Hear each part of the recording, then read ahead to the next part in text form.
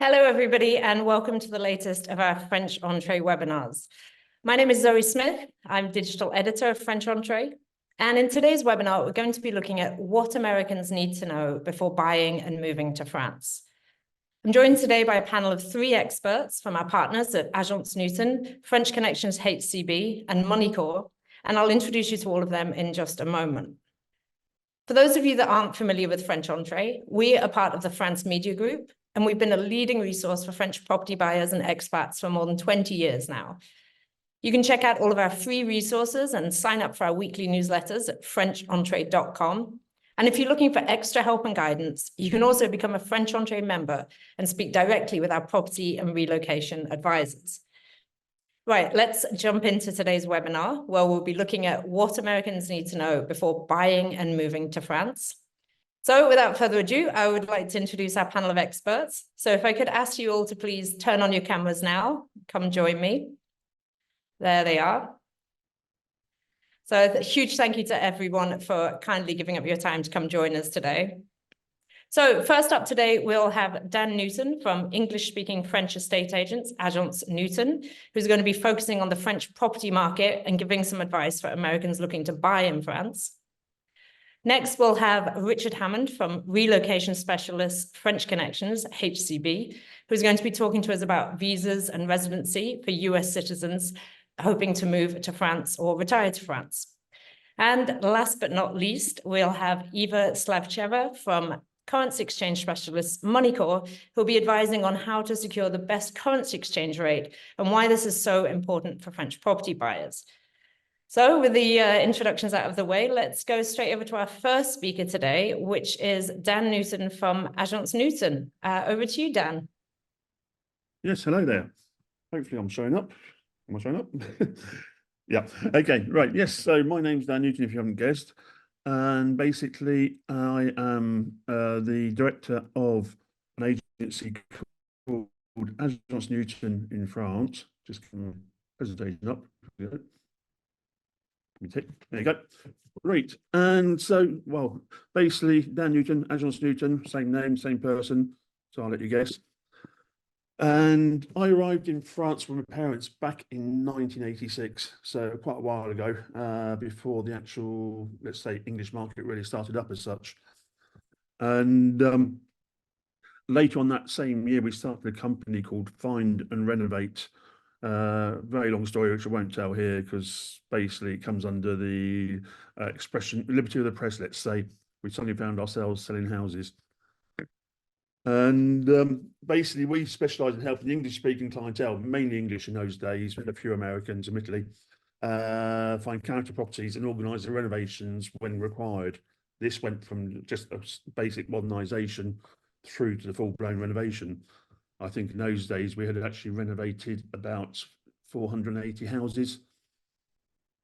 Then in 1996, my parents retired and I started working for, let's say, a normal French agency.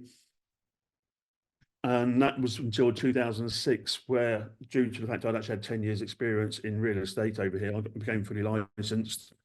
And I've been doing it ever since, basically.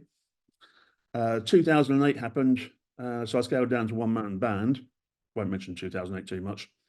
Then in 2014, joined forces with Sheila Gorham here, and we created Agence Newton as it's known these days. Agence Newton in 2024, we actually cover 21 departments now in Western France, from basically Normandy and Brittany down through Nouvelle-Aquitaine and right onto the Occitan borders. So covering a good section of France already. At Agence Newton, we actually like to say we prefer quality over quantity. There's only 25 of us working together. And like I said, rather have the nice houses and the sales done properly as opposed to just thinking money. Basically, all the properties are hand-picked. We go around looking at them. If they have some sort of wow factor, we'll take them on. We get all sorts of price brackets from basically, I don't know, 20,000 euros up to 1.5 million. But they need to have something special about them. So we actually take them on. And also one thing to do is very important, because unfortunately not all English-speaking agencies do that over here. Not all French-speaking agencies do it over here. But that is actually, we only take properties on if we judge the actual price is right for the local market. Basically, as I was Newton, it's professionalism and seriousness all through, and we've always worked on that way, and that's how we want to carry on. In fact, we are often called in by notaries for evaluations and help on inheritance files, etc. So if the French notaries are calling us in, we like to take that as a compliment. So how can we help you? Quick question, long answer. Basically, to start with, France isn't like America, and French real estate isn't anything like American real estate. And that's one of the reasons we're doing this webinar. Basically, a few basic differences to start with. In America, you have buyer's agents and you have seller's agents. In France, you just have seller's agents. Officially speaking, buyer's agents do exist, but they're very few and far between, and nothing like in the States. Also in America, you have the multiple listing systems where basically you can go into an agency in Florida to buy a house in Washington. In France, unfortunately, it's each agent for himself. There's been multiple attempts at multiple listing systems, but they never really took off. And so, like I said, in America, have I just gone back and well? No, I haven't. That's it. So as we combine the two to make like a hybrid setup where under the French system, we are mainly sellers agents in the sense we take on properties to show you. But once we've shown you those properties, if we don't have something that suits you, we'll hunt down a property for you by talking to other agents and helping you actually find the property.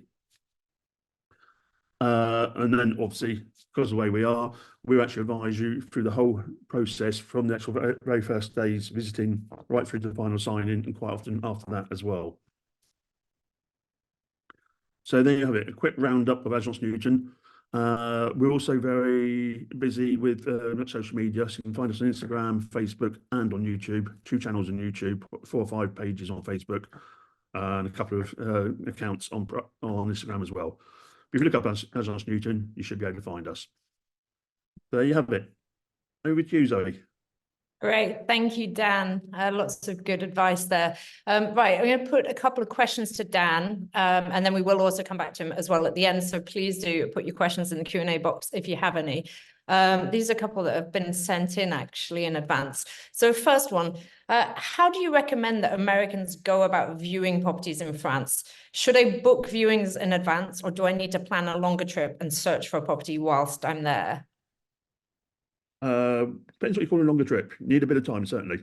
I wouldn't necessarily say come over and plan for months, but you need at least a week or 2, let's say. And basically, yes, do plan ahead. It's the main thing in that is actually planning ahead is actually getting hold of a good agent. Getting a reactive agent, one that gets back to you, and then actually use that agent to plan ahead and sort out the appointments. So you actually have a route map set up when you come here, whether that's over 5 days, 10 days, a month, whatever. At least you know where you're going to be and the houses you're going to see. And if it's a self-respecting agent, they should actually help you with any other properties that might come onto the books between when you initially book up and when you actually get here as well. And how long in advance do you normally have people contact you, for example, if they were coming over? Ooh, we have people contacting us ages, sometimes 2 years in advance, which is wow. Basically, well, it's like any other business. We have busy times, we have quiet times. If you're coming through in winter, you can cut it a bit shorter, let's say. But I would suggest general rule of thumb, about 3 weeks to a month beforehand. Okay, great. Because that way, especially with the markets moving quite fast at the moment, it saves having to book up for like half the houses would be sold by the time you get here, unfortunately. Yeah, that makes a lot of sense. Okay, another question. This one, I feel like it's a slightly controversial question, but I think it's an important one to address.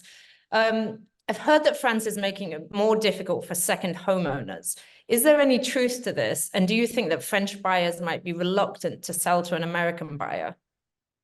Well, I'll take the easy part of the question to start with, and that's the last bit, which is no, they are not at all against the foreign buyers. Is France making it more awkward for foreign buyers? No, it's actually, I think this probably comes from an English person, due to the fact is a lot of the British tend to think that they have, at Brexit, the French brought out special laws against them. It's no, those laws existed. It's just now the actual British have been reclassed. Yes, for example, there has been a hike in second home taxes, and you hear about it all over the actual English press. Excuse me. But what the English press don't say is the fact they've actually cancelled out house tax on principal residences. So they've got to make up for it somewhere. For 90% of the population in France, they've stopped paying that tax. So there are second home owners who now pay that tax, and yes, we do pay a bit more. My second home here in Dordogne, I think the actual tax has gone up from, I think I was on 480, I think I got up to 520, so about €40. Wow.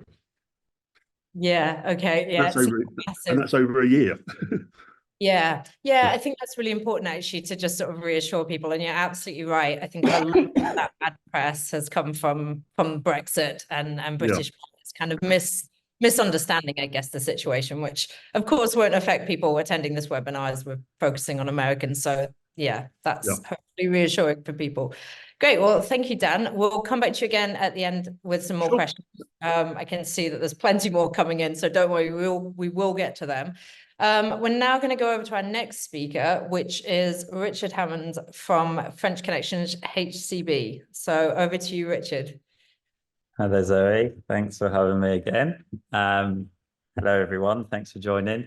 And of course, yeah, I mean, I'm probably quite used to speaking about visas on this channel, so I try to mix it up a little bit and make it more specific towards Americans, which is quite easy for me because I'm often in the US, and not so long ago I was with Iva from Money Corp actually in the US.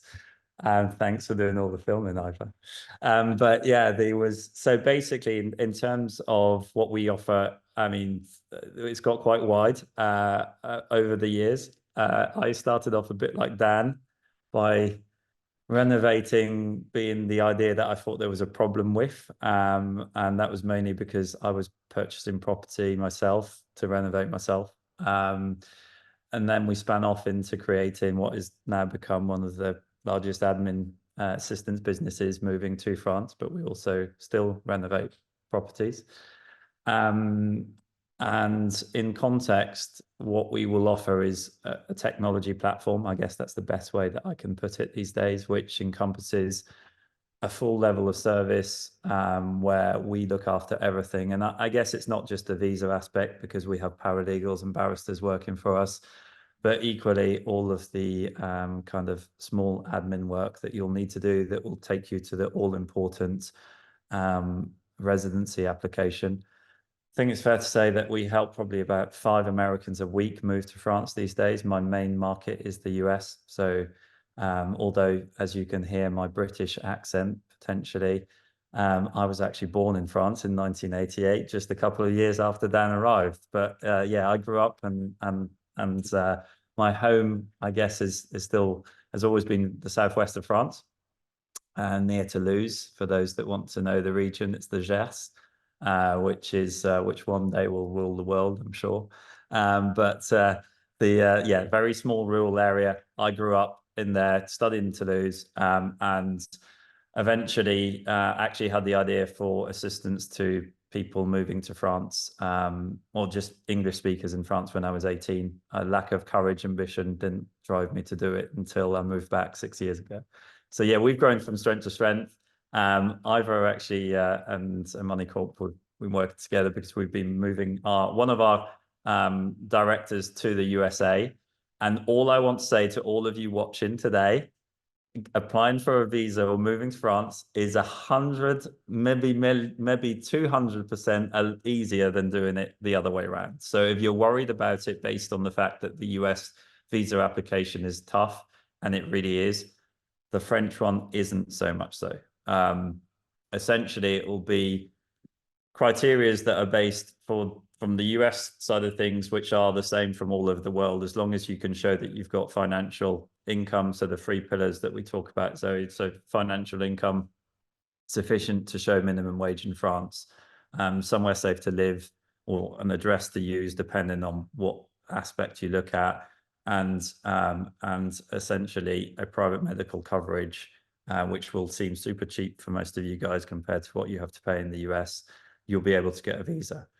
There's going to be loads of different types of visas, but let's just focus on the actual application process maybe first. I think that would be useful. Now, I'm not a lawyer, but I do have a lawyer work for me, and I have lots of paralegals that work for us in our team full time.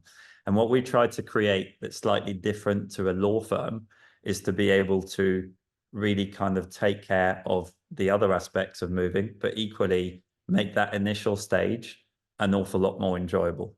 It's not going to be super enjoyable, but what we wanted to bring was some client service there.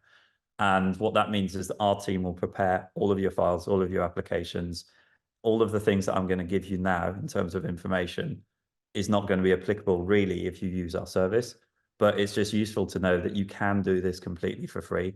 You probably don't need an attorney to be fair, to apply for a French visa. I always say this. For us, our clients use us for mindset, not because we're saying to them, look, you need to use a hand holder, a law firm, etc. For most types of visas, lots of you guys in America will apply for them yourself and you'll be successful. I think last year there were 59,000 English speakers arrived in France. I think we're probably the biggest firm by far, and we only serviced around 2,000 to 3,000 people. So my point is loads of people do it by themselves and it is successful. That being said, the process is a little bit, I wouldn't say stressful, but problematic potentially, because there's an awful lot of information online that's confusing. The French government choose to subcontract their application with a company that's called VFS in the US. And they work, of course, for loads of other governments, not just France. There's going to be, you've got the ability as an American to apply from anywhere around the US, even if you don't live in that region. And pretty much there are only going to be two types of renewable visas that you will have before you leave. I've actually just had a call with a client just beforehand, and her husband is French and she still needs to apply for a visa before she leaves. And so there's quite a mystification of how that process actually happens. I mean, if you're going to be doing this on yourself, by yourself, you're going to be booking the appointment through the VFS website. Sometimes that breaks, sometimes it doesn't work. Some of the application documents are going to be in French. You're going to have to get those 3 criteria. You've got to create basically a dossier, I guess, before you apply. The best way of describing this application, think of it as a mortgage application. And you've got to get financials, documents right, everything in order, some official translations. Questions that I get asked, do I need to have an FBI clearance check? No, you don't need to have that. You do need to have birth certificates translated. And the good news is for you guys looking at this, not wanting to move to France permanently, you might not even need a visa. A 90-day rule could be okay for you. And essentially, you could also just look at getting a 6-month visa and then backing that up to the 90 days that you would have in France in addition to. So there are other things to consider in terms of taxation for people permanently moving, not wanting to go into those rules, but also not many people understand that France's tax rules run from January to December. So in December, it starts again. Good news is you could have a 12-month visa and not be a tax resident necessarily of France. So for second homeowners, it's really important to understand. I.e., you can arrive in July and leave just before June the next year, and you still wouldn't be a tax resident of France. Reason being, a lot of US people have real estate, and there are taxations and wealth tax in France on real estate. So things to be considered. Good news is France is actually quite flexible that way. That type of VFS application on that actual visa application actually works really well. We've never had so far on 450 applications this year, a rejection. However, I have heard some wild and wondrous things of what they ask you in their various centers. One lady actually in Miami got told, one of my clients got told, well, actually, don't you fancy going to Norway because I've never done an application for France. So sometimes it can be quite stressful to go through that whole process, right? But in general, that kind of type of visa application is quite straightforward. You'd engage again a company like ours just because you want a full package, a full service, and most probably you want our preparation beforehand. So, you know, we've got this latest intelligence. We're going to be able to share that with you. on a basically weekly basis. And we're then going to be able to keep you completely informed of what you need to do moving forwards when you actually arrive. Because if you are permanently relocating, you're going to have to go all the way to residency. And that becomes a little bit more tough because that happens in France, all in French, with the French agents. Whereas in the US, everything's in English, guys. Don't need to worry about that. There's loads of free guides and things and people that actually film their experience on YouTube these days. And we'll actually be posting loads of free video contents to help you get through these stages if you want to do this alone. But in general, all I can say is that this is actually a really straightforward process. French rules are not that there's no in between intermediate, but it's really not all of that hard to get through the doors compared to, you know, arriving in the US, for instance. And owning a second home, there are options of shorter term visas that might do absolutely fine in combination with your 90 days, which means you'd have a whole 9 months in France anyway. The only thing is of course, if you are moving permanently, you're going to have to get your ducks in the row to make sure that your residency is in place. And a lot of people that probably will be buying property that I find from US points of view that are relocating might want to rent first before they buy. So that's often a problem. That's a big challenge for US people, is finding somewhere to rent a property.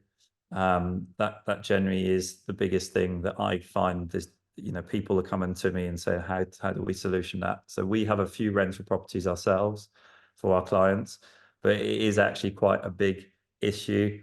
And there are people charging superb amounts of money to try and do house hunting. It never kind of really works all that well for rentals, because the level of standard of expectation is often so different between the US and France. And often in France, more money just means you get a bigger place. It doesn't necessarily mean it's all of that much better and finish. So yeah, in terms of your visa application, it's pretty straightforward. Show you've got money, show you've got a medical insurance that complies with your application, and make sure that you've got somewhere as an address registered to. If you, of course, you're a second homeowner and you're just about to buy a property, it's fair to say that, of course, Dan mentioned how the process works roughly in France, but for the visa, you need to have completed on the purchase. So to use that address, you need to have a completed purchase. So the second phase of that contract needs to have been signed for you to use that address, unless you've agreed with the owner, potentially, to on paper rent that property beforehand and use that as a base for your visa application. But in general, if I can be the voice of reassurance, lots of people do it on their own. It all works. It's very much a straightforward process. At the moment, however, to give you the latest information, and I don't actually believe it's to do with the Olympics, I just think it's the time of the year. VFS at the moment in the US are taking about a month to get you an appointment, if not more. And also we've seen that the delay for the actual visa to be issued is getting closer to a month as well. So if you are planning on leaving, you need to actually, and it's in the very near future, yeah, you need to get onto this pretty quick. Of course, the other thing to consider is, just so you understand how the nuts and bolts of this work, VFS in Canada actually are closed at the moment. Well, they're not closed, but they're just not taking appointments. So there can be times of the year where they just kind of reduce the appointments, stop the appointments happening. In the US, we have seen that kind of creep forward. So it is good to plan this way ahead. Like I'd say at least 6 months before you plan to leave, because there's quite a lot to take into consideration. The process, wherever you are in the US, means that the passport, you're going to give your passport away, by the way, guys, as well. But it's going to travel to Washington, D.C. That's where the French consulate are going to deal with your file. So even if you're in Houston applying, you've got VFS dealing with the file. Their appointment might only take half an hour, but they might have loads of applications going through. So by the time they deal with it and it gets sent off an internal post to Washington, D.C., there's just a physical fact that that's just not next door. And then they're going to, I guess, prioritize your application based on your onward travel if it's pre-booked as well. So yeah, that's kind of the process. in the US, at least for application, very similar to Canada. Brilliant. Yeah, thanks for that. That's a really good overview and hopefully reassured quite a lot of people as well. Let's go to one of the live questions. There's actually a few questions have come in which are very similar. Let me just ask one of them and then we'll maybe follow up with one of the others. So Ellen's saying, I have an opportunity to become a citizen of Ireland. Would obtaining a visa and purchasing a home in France be easier if I was a citizen of Ireland as well as the US? First thing to mention, which I forgot because it's not necessarily clear to Americans, you do not need a visa to purchase a property in France. You do not need any type of visa to purchase property in France. And you know, you don't really need to apply for one, even if you want to come in the United States. If you're lucky enough to become an Irish citizen, it takes about a year to apply to do that, go through the process. And then no, you wouldn't need any type of visa because France is part of the Schengen zone. You, however, if you're permanently relocating, will need to register in every single step and form to become an Irish citizen living in France, because it's still a bureaucratic process to do. Yeah, and I think that is important to point out because there's a few other people asking similar questions, like how does it work if I have double nationality, and somebody else I think also saying a similar thing.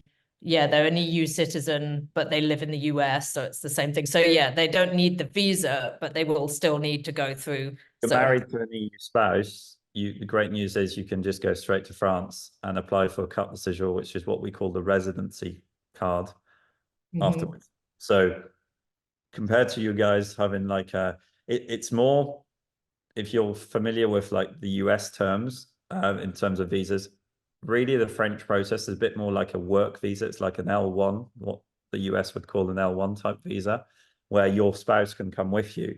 And that's kind of what the European version looks like. It's like you can go, you don't need a visa in this case, but your spouse can actually apply for what would be a temporary but longer term visa in France. And that's good news that if Ellen, you do have a partner, then he could or she could piggyback on that kind of application.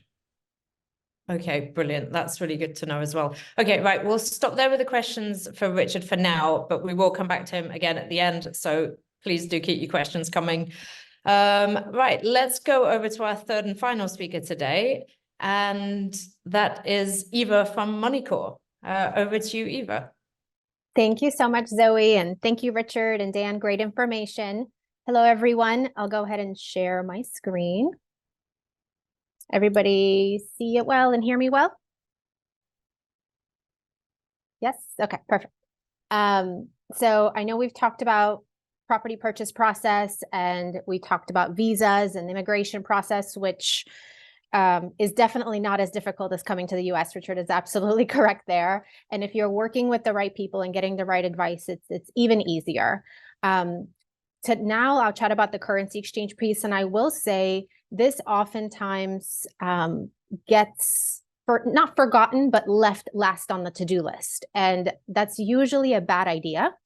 It can really, really backfire. The true cost of that property in France is not necessarily the euro price amount on the listing, but how much US dollars will actually leave your US bank account when it's all said and done with the fees, with the margins. And timing is crucial as well. So as we go through a few of these slides, I don't want you to feel like you have to be currency exchange experts, but stay aware of it, keep an eye on it, and of course, reach out if there's any questions. I'm joining you today from Orlando, Florida, and I'm here part of the MoneyCorp team for almost 10 years now, just celebrated my tenure. I love working with the team. My team actually is the one that will help the American clients. So any of you that need to move money or use a service, you can call me here in the Florida office and I'll be happy to help you in that process. Our customer service is the best. So we'll really take care of you from start to finish. And I'll echo off what Richard was saying a little bit, start earlier. I would certainly suggest contact us 3 to 6 months prior to making that purchase or that payment in France, because we will start watching that rate for you and walk you through that process. These are a few of the locations where you can find MoneyCorp teams. The headquarters of MoneyCorp is actually London, UK. And we have a few other offices in the US as well. Our website has tons of information. We do market updates daily and weekly. So if you're wondering why the US dollar moved up or down, you can certainly take a look on our website, and there might be some information there for you to look at, as well as overseas property guides and such. You can use us if you're buying a property in France, but it could be other reasons for payment as well. Maybe moving your pension over, maybe you're just renting, receiving a nice inheritance. So it can certainly be small payments, large payments. Anytime you're moving money from one country to another, we can save you money versus using a traditional bank. The biggest difference, and I hope this is the slide you pay attention to today, is what is the difference between a bank and an international payments company? A lot of clients will naturally think to use their US bank. I did the same thing prior to working at MoneyCorp, so I completely understand. They can do it. They probably can transfer your money to France. They handle currency exchange, but they certainly charge a lot for that service. They don't really need to be competitive because I think they expect the clients will use them anyways. There's two fees to look out for with your bank. One will be the international wire fee. It can vary. It could be $30. It could be up to $60 per payment. But the hidden charge, and often where they really get you, is the margin on the exchange rate. And that's oftentimes not very transparent on how much they're charging. If you go to your bank and ask them what the exchange rate is today, if you want to send money to France, my guess is they will quote you the live rate of exchange. So they are telling you the answer to your question, but that doesn't mean that is the rate you'll get when you're actually transacting with them and sending that money to France. Typically, we see US banks take margins anywhere between 4%, 5%. And if you're moving a large amount of money, that can really, really add up. Using MoneyCorp, you'll avoid paying international wire fees. We have local accounts here in the US. You'll have a dedicated currency specialist who's chatting with you about your timeline, giving you information on the exchange rate movements, keeping you updated on what the market's doing. You can book those exchanges over the phone or online with us, and we can help you target a good time to book those exchanges. We can help you lock into a rate of exchange for anywhere up to 2 years. And actually, a lot of our American clients are recently taking advantage of those forward contracts.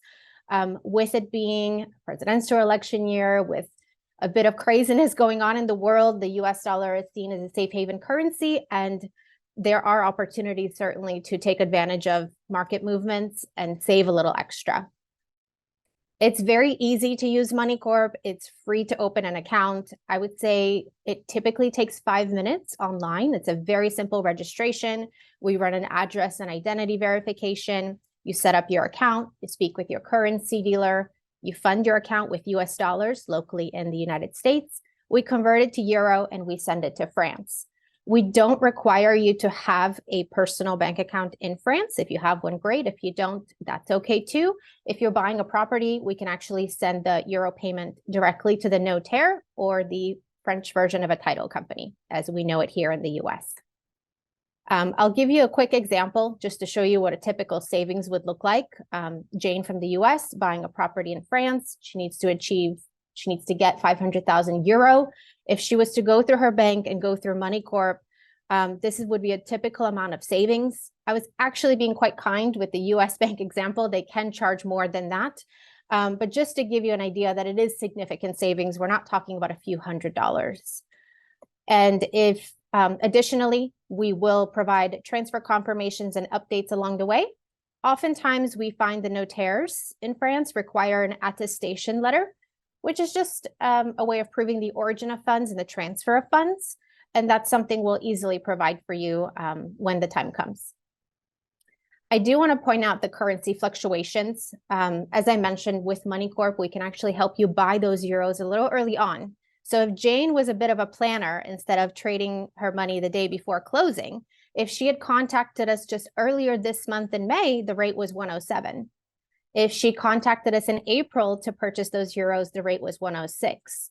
And if she was extra proactive, she could have actually bought those euros back in October when the rate was 104.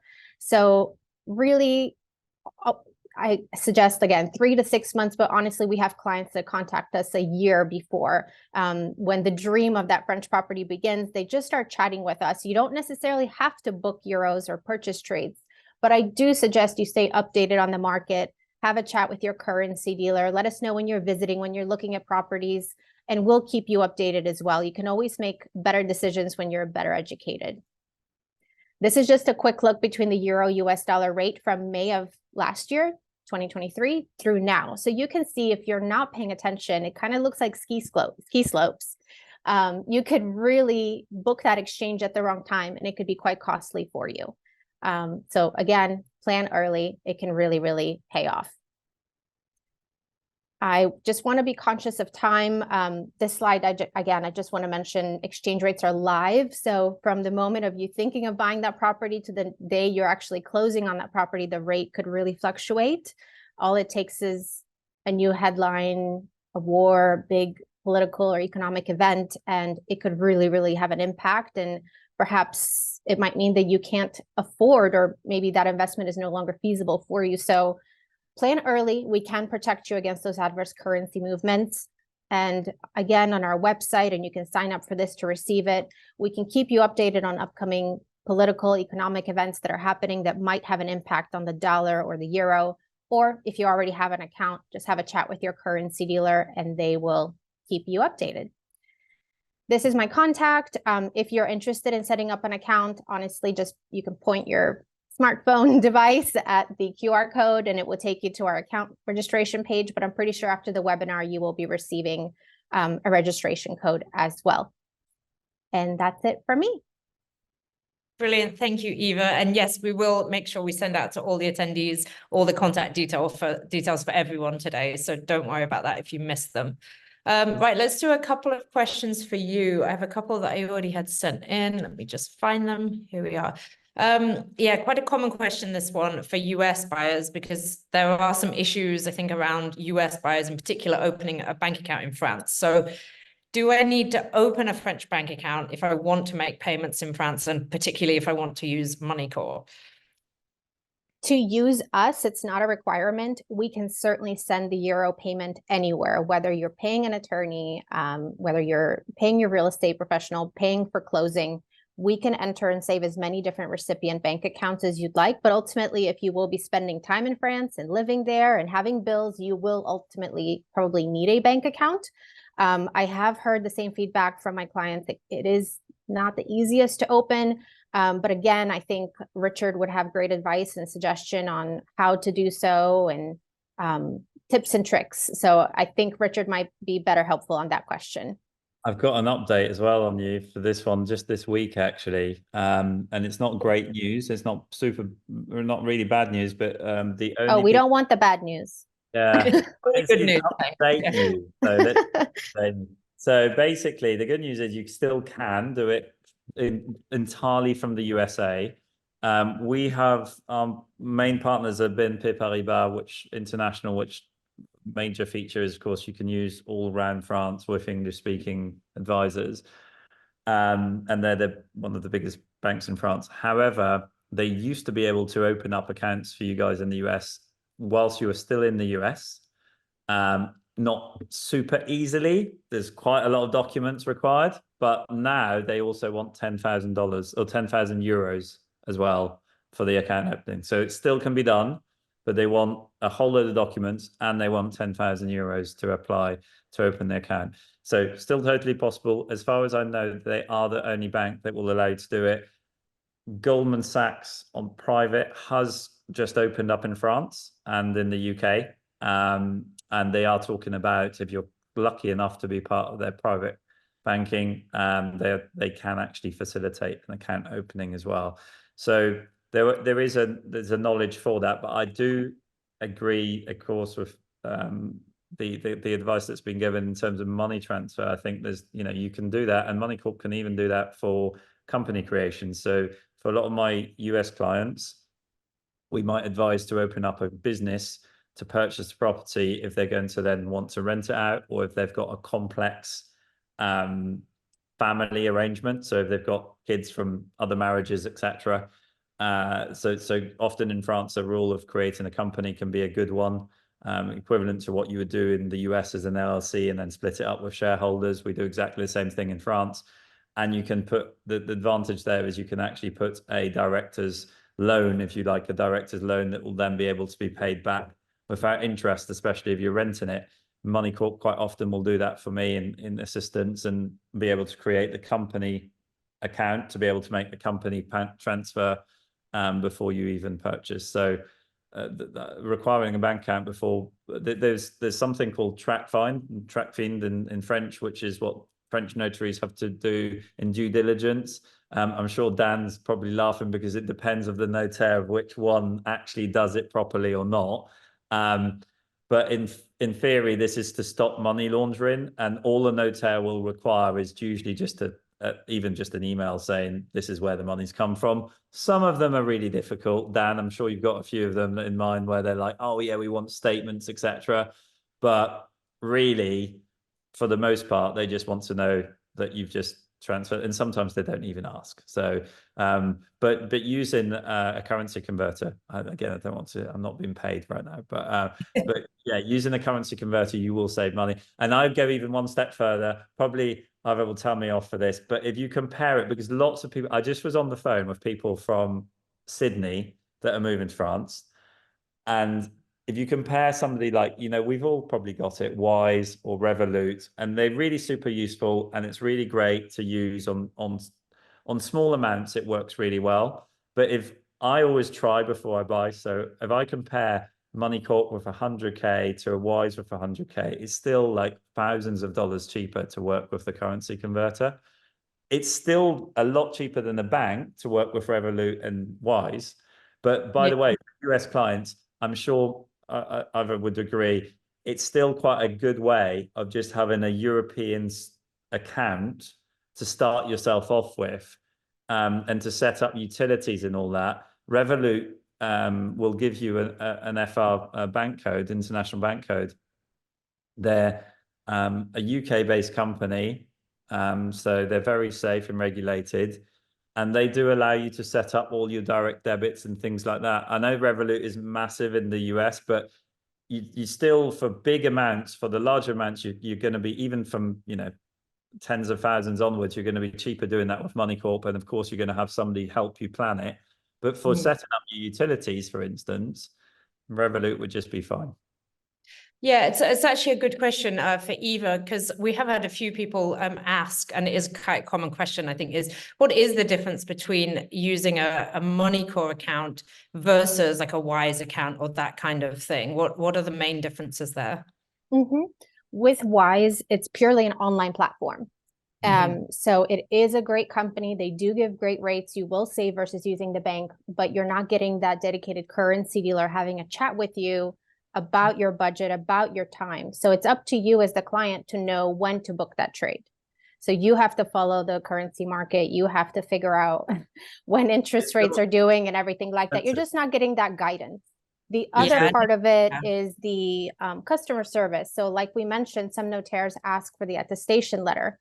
If you are using Wise and you need an attestation letter, all I'm saying is good luck speaking with someone on the phone to request that. These are the differences, really, is, you really should be able to email or call us and you'll have that letter in 5 minutes. So yes, I would totally use them for smaller amounts, but I wouldn't use it for that large payment, because timing is key and guidance on the market is key there. But I did a test the other day with €1,000 with Money Corp and €1,000 with Wise, and you guys are still cheaper. Thanks, Richard.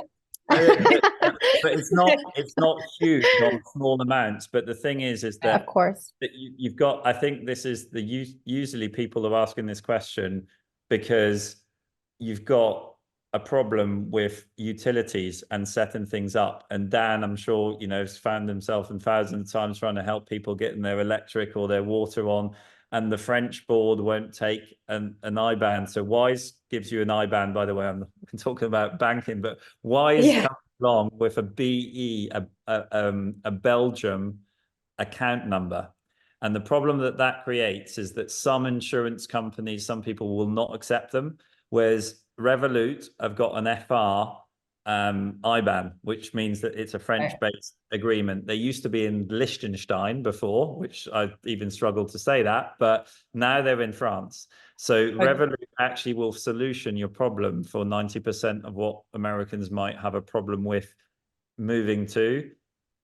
And once you're in France and you're established, it's a lot easier to open once you're physically in France, it's a lot easier to open a bank. Yeah, you'll be able to open that French account then. Okay, great. Let's move on because I'm a bit conscious of time. One more quick question for Iva, and then I want to get back to Dan because we've had quite a few questions come in for him. So Iva, if I'm looking to buy a property in France, at what point in the buying process should I open a Moneyco account, and how long does the actual payment take to go through? I can suggest when you start looking, when you're actively looking at properties, go ahead and set up the account. It's free. You don't have to keep money in it. No obligation to use the service. So just might as well set it up. Have that initial chat with your currency dealer, let them know what stage you are, and stay in touch as much or as little as you want. But if in the following month the rate is in your favor, you should go ahead and purchase some of your euros or consider a forward contract, for example. When it's time to actually send a payment, it can be done same day or next business day. Just depends on what time you're initiating the payment. But it is a very fast process, and we give you all the updates and proof of payment documents needed, but same day or next day. Brilliant. Okay. Yep. That's great. Thank you, Iva. Right. Dan, have I still got you there? Yep, I'm here. Great. Okay. Question for you. I note that there are many listings that state that the buyer pays 6% in agency fees. That seems quite unfair to the buyer, especially since the buyer receives no assistance from the agents. Why doesn't the seller pay this fee to sell their home? And is there any wiggle room with that? Right. Quite a complex question. There's actually two parts to it. It's actually why is it so much, and B, why is it the buyer?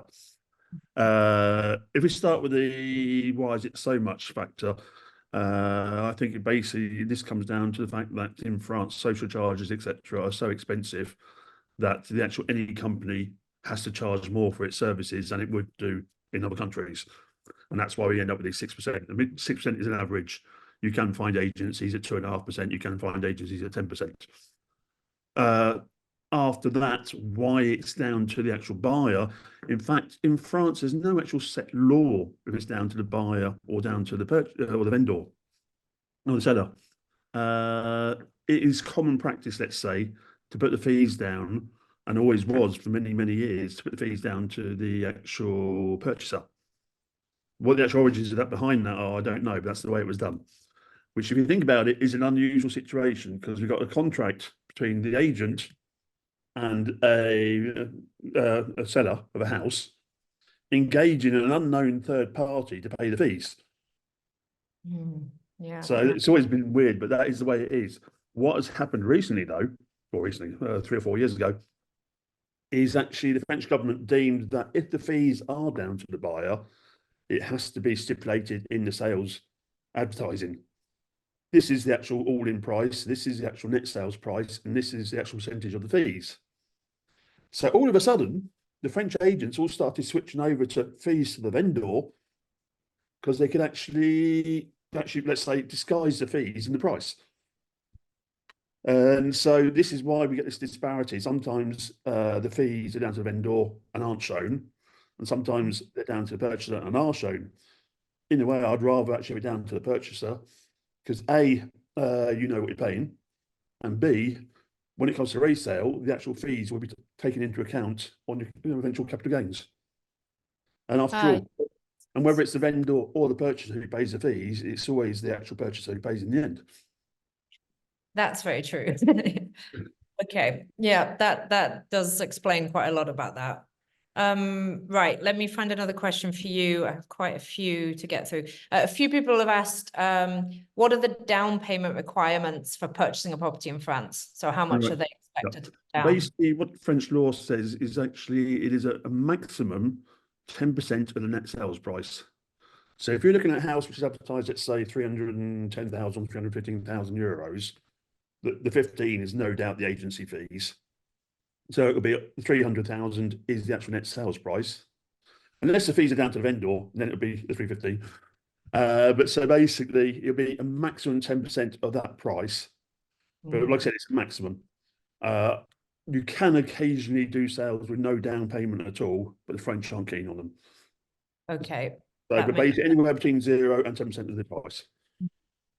Okay, right. One more question for you, and then we'll go back to the other two. Where's the one I wanted to ask? Can't find it now. Here we go.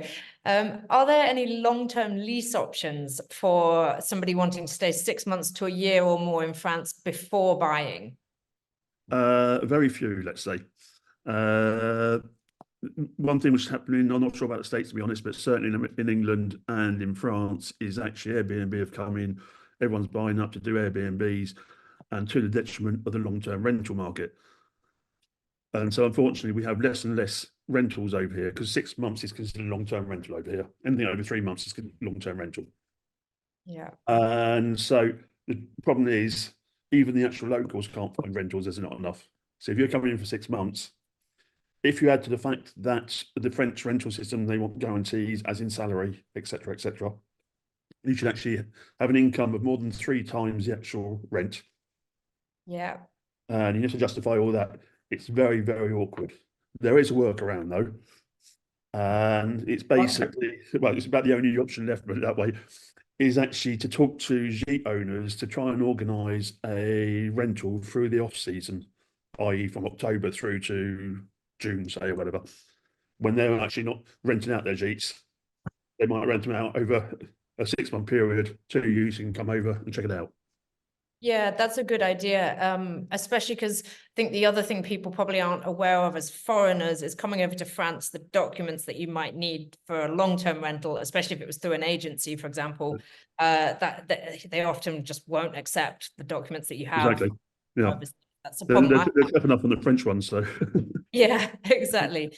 Actually, on that note, perhaps Richard, sorry, they also get questioned a lot. No, I think it's also from the US market. Look, I'm really used to the US market. I don't really deal with all of that many people from outside of it. So problem is with the US market is that you've got a filter of the pond, right? So if you're moving from the other side of the earth, you've probably got a budget which is slightly higher than the average in France as well. So and I'm not, stereotypically, but especially if you're going to permanently move, you're selling a property in the US or in the UK, it's property prices of, if you've got no mortgage on your property, you've clearly already got nearly $1 million in your bank account. So, and your expectation in the US, I mean, there's nothing against people from the US. It's just that you've got lots of comfort there. You've got an awful lot of comfort. And the level that you're prepared to pay maybe for a rental, you just won't find what you want. So you don't want to spend $10,000 on an Airbnb. That's clear. That's okay. I mean, that's reasonable. But equally, if you've got $2,500, you're just not going to find anything. And that's where we found that we've actually created our own rental properties. And we've been caught out literally this week because we just didn't have enough for our clients.